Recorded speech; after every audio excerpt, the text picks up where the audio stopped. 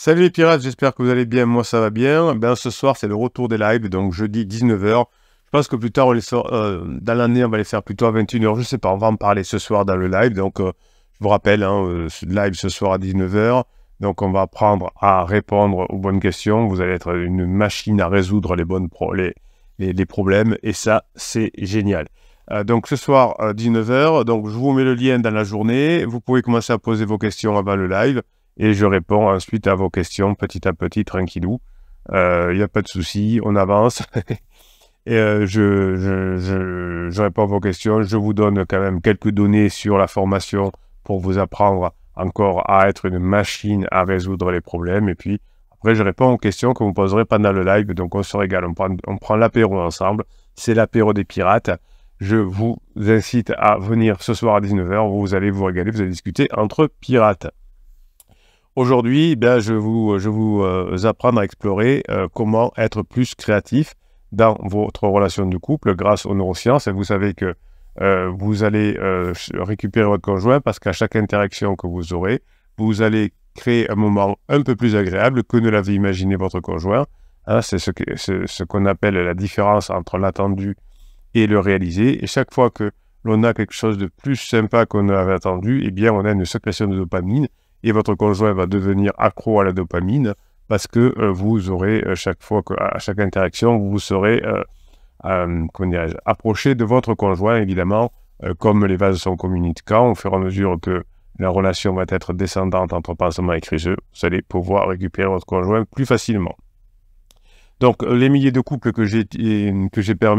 qui j'ai permis de revenir ensemble à modeste niveau, parce que le travail, c'est le pirate qui le fait, ont tous réalisé la même chose. Ils ont travaillé sur eux, ils ont mis en place les formations, ils ont augmenté leur zone de compétence et leur zone de confort, et ils ont augmenté à chaque interaction le confort, le plaisir qu'ils avaient d'être avec leur conjoint. Donc pour créer des choses nouvelles chaque fois, pour créer des bons moments, il va falloir être créatif. Ça va vous aider concrètement à raviver la complicité dans votre couple, même après cette période difficile où votre conjoint est sorti avant vous de la phase 2, elle est rentrée dans la phase 3, et ensuite, vous avez compris que vous avez couru après, vous avez commis des interdits, vous avez créé du stress chez votre conjoint qui s'est encore plus éloigné.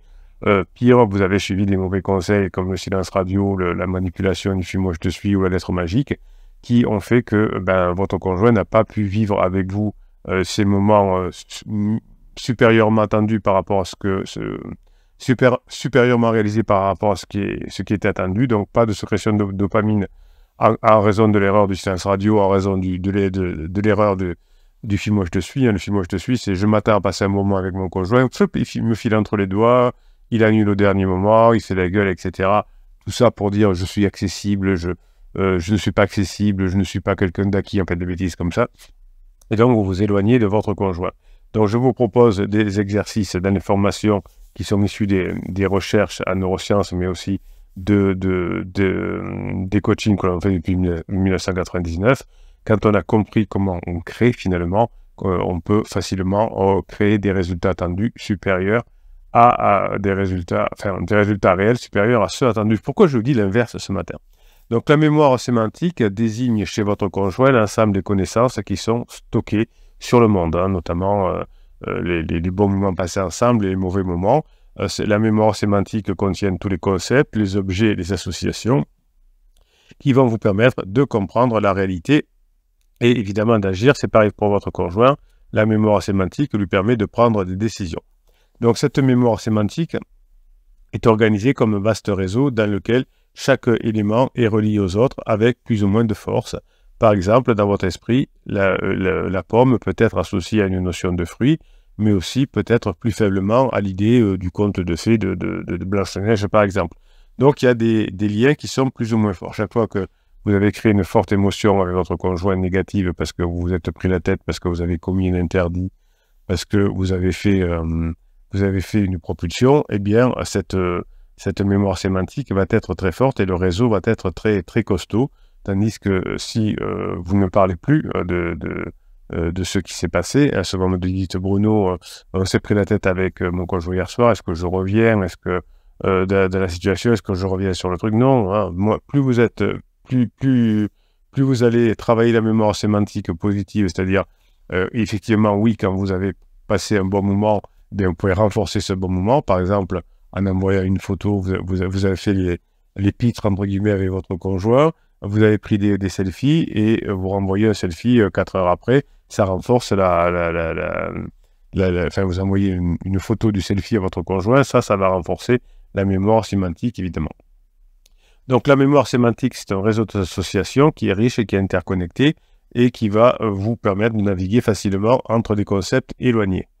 Or, c'est justement cette capacité à relier des idées apparemment sans rapport qui vont caractériser la pensée créative. Votre conjoint s'attend à quelque chose, vous faites quelque chose de mieux que ce que votre conjoint a prévu et évidemment, vous vous améliorez et vous vous rapprochez. Donc, pour trouver des solutions inédites dans votre couple, vous allez explorer des trésors cachés qui sont dans votre mémoire sémantique. Je vais vous donner un exercice à faire, c'est cadeau en attendant le live de ce soir.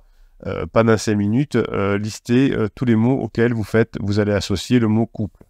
Vous allez écrire des idées au fur et à mesure sans filtre et vous allez comparer cette liste avec sa vie avant. Vous aviez dit, par exemple, ce soir, je vais raconter ce que j'ai fait dans la journée, donc qui est très lisse. Et là, vous allez avoir des idées, puisque vous allez associer le mot couple à plein d'autres mots. Vous pouvez même créer des mots au hasard, chercher des mots au hasard, et vous allez constater sûrement des associations originales. Ça vous permettra d'augmenter votre créativité. Alors, la créativité, c'est une formation que je vous ai déjà proposée et qui est disponible, comme les 130 autres formations, dans le catalogue que vous trouvez en descriptif de ce podcast et en descriptif de toutes les vidéos également. Donc là, vous pouvez utiliser l'intelligence artificielle également pour vous rapprocher de votre conjoint et trouver de nouvelles idées. Lorsque vous avez des idées créatives à chercher, votre cerveau va utiliser 2 processus complémentaires pour explorer votre mémoire sémantique.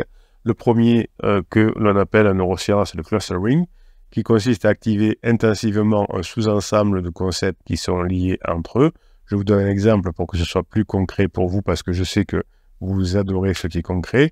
Si je vous dis animal, votre esprit va spontanément activer de nombreux noms d'oiseaux, par exemple.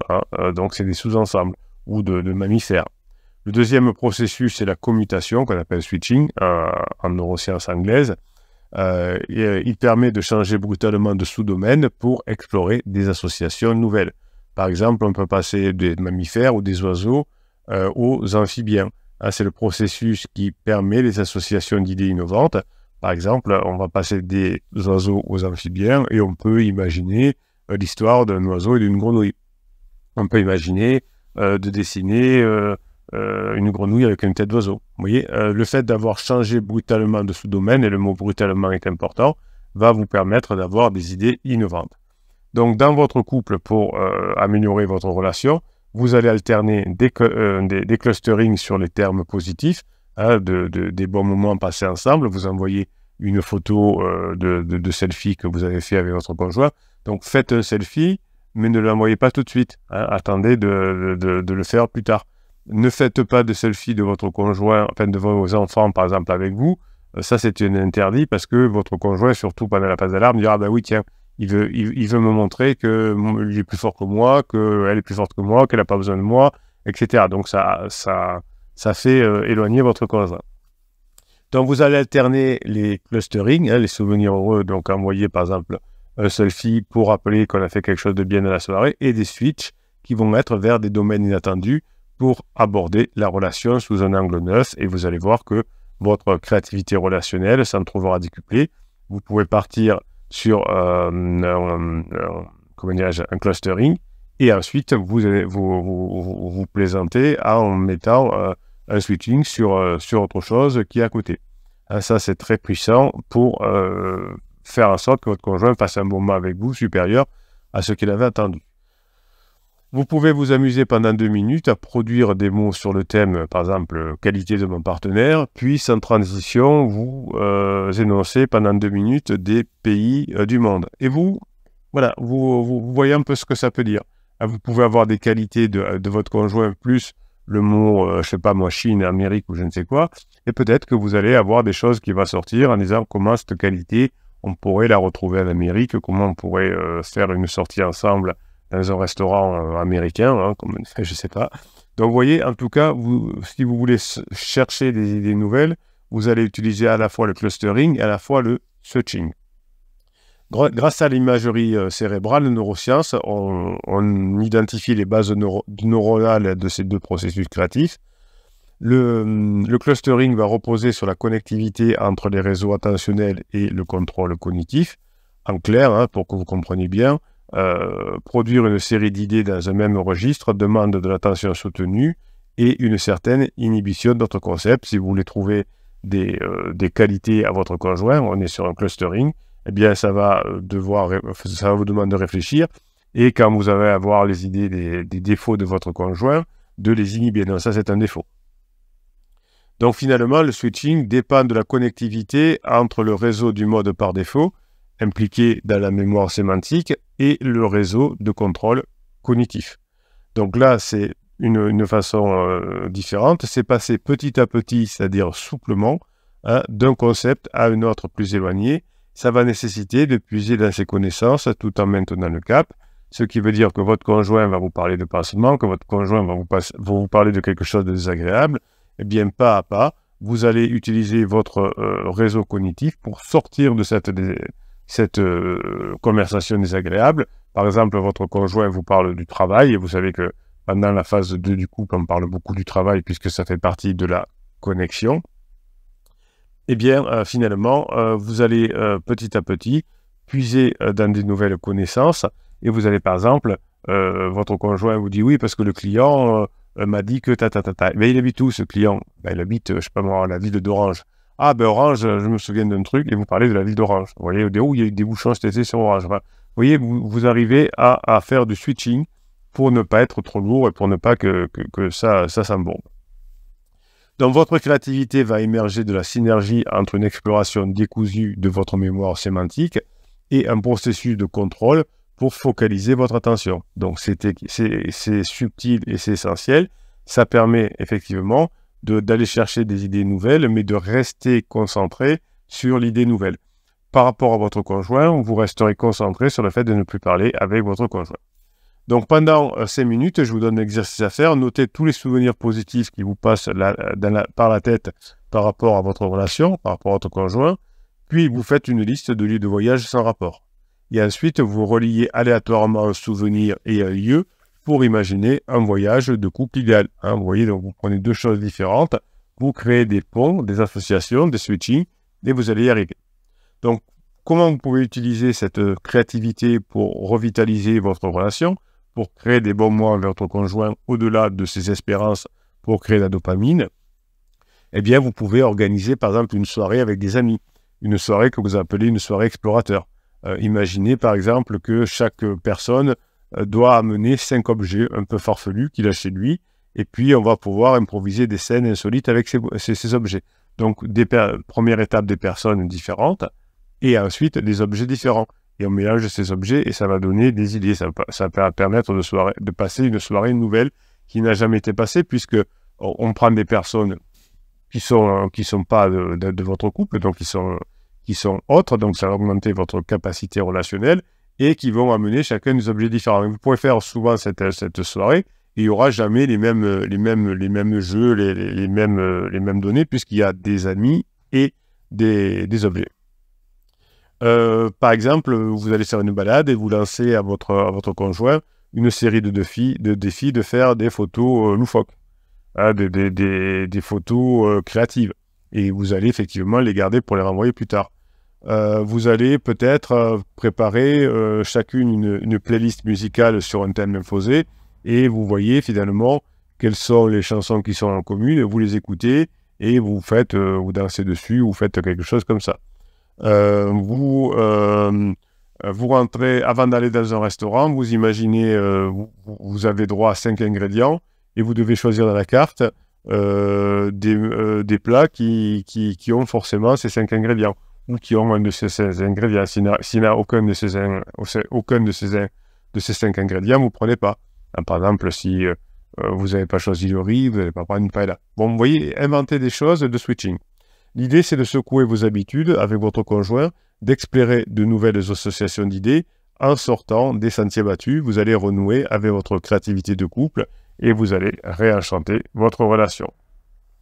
Donc, l'exploration créative sur la mémoire sémantique va vous donner des outils concrets pour stimuler votre créativité relationnelle, faire passer des bons moments avec votre conjoint et surprendre positivement à nouveau votre partenaire et créer cette fameuse dopamine. Évidemment, n'ayez pas peur d'emprunter des chemins de traverse dans votre couple. Votre cerveau recèle d'inépuisables trésors d'imagination pour réinventer des histoires.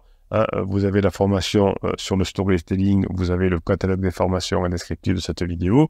Et bien évidemment, à chaque jour, je vous donne des idées, je vous donne des idées nouvelles, je vous fais réfléchir sur votre condition. Évidemment, quand vous êtes un bébé pirate, vous arrivez en étant auto-victimisé. Puis, au fur et à mesure que vous apprenez des choses dans les formations sur cette chaîne, vous les mettez en application avec l'aide des pirates et la relation s'améliore avec votre conjoint. Non seulement vous avez appris beaucoup de choses, mais vous vous sentez beaucoup mieux avec votre conjoint ensuite. Je vous souhaite la journée que vous méritez, mes pirates. On se retrouve à 19 h pour le live de l'été. On se régale. Simplement, on va se régaler. Préparez vos questions, écrivez-les dans la journée et soyez créatifs.